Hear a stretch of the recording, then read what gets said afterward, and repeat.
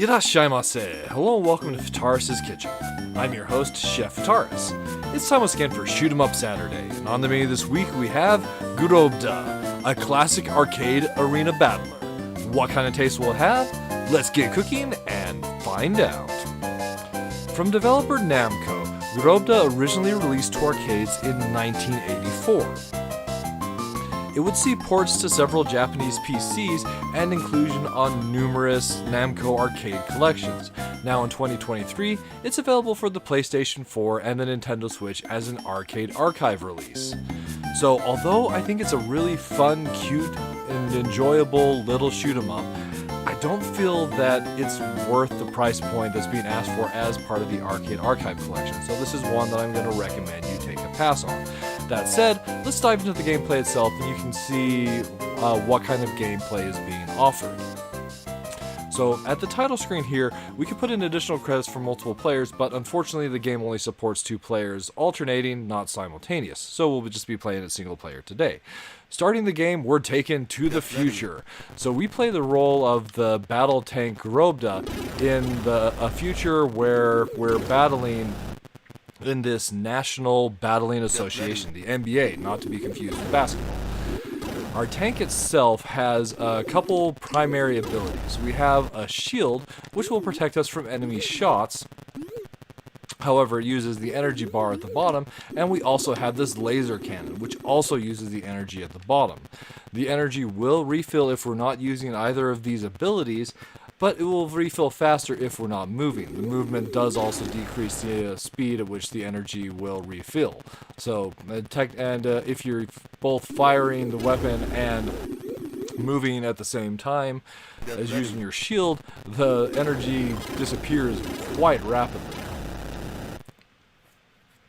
So you might have noticed that as we're destroying these enemies, there's these awesome explosions that follow from their destruction. So it's possible to chain the destruction of one enemy into numerous if you happen to get lucky with the position of the enemies. And this is very crucial to creating a high score, as each enemy is worth their standard amount of points. However, if you are able to combo them into an explosion, then they're worth 5 times their base point value. And that's kind of the basics of the gameplay itself. As we progress through the various arenas, 99 total arenas, we'll encounter additional enemies. In this case, we've come across these orange tanks that have shields, so they take significantly more shots rather than the purple tanks we initially encounter, which take just 1. And they also have a turret themselves, so they can fire at us from any direction. So you have to be quite careful with those guys. Actually, one sniped me from the other side of the stage right there. So once you run out of lives, it'll be game over. There is no continues in this game. However, there is a stage select. Something that's useful to note. So as far as rather fun kind of score attack for the era, I think that ability to try and master the comboing of enemies into each other for that explosion, I think it's really a neat mechanic. But sometimes it just kind of feels like you just get lucky with the way that enemies move. There's also some energy management that's present in this game that does provide for a pretty interesting experience. So the shield itself, when your energy is blue, it will protect you from enemy shots and the explosions should you be next to one. However, if it's in yellow, it will only protect you from enemy shots, and if your energy is in the red state, you will be unable to engage your shield at all. So that is something to keep in mind.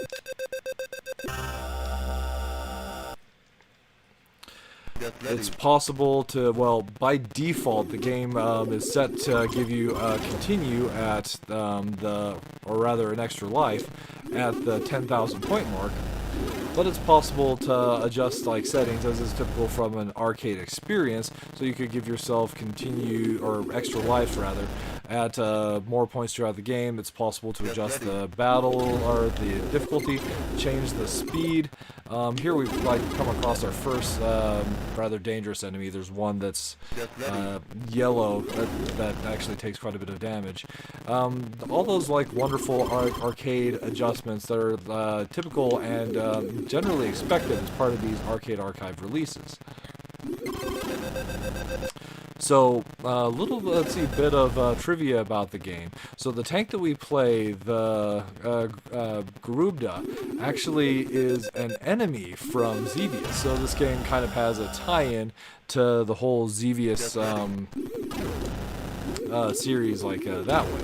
So it's kind of neat that we take that enemy that we've got from a previous system and go make this tank battler to it.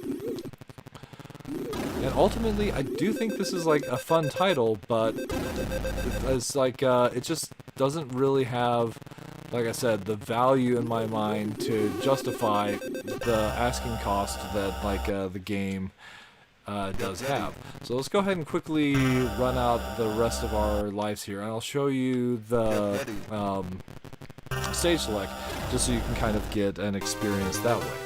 But just talking a little bit more about the game itself.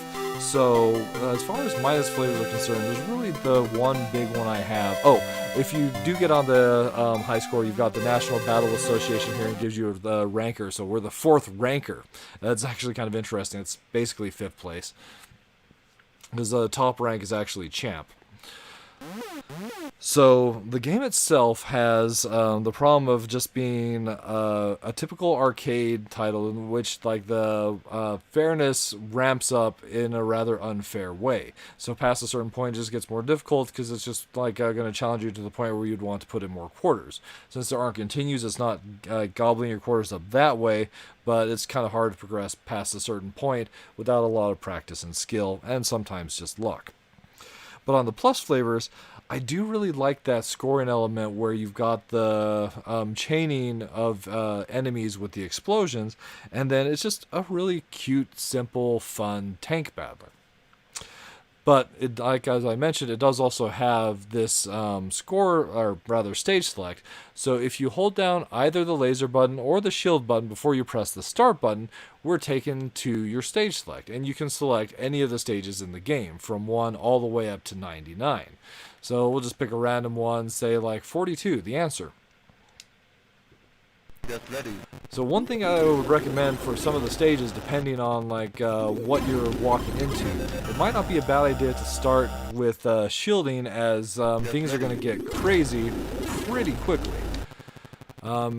With some lucky shots, we might be able to take out the enemies, but likely we're just not going to last very long at this particular difficulty level.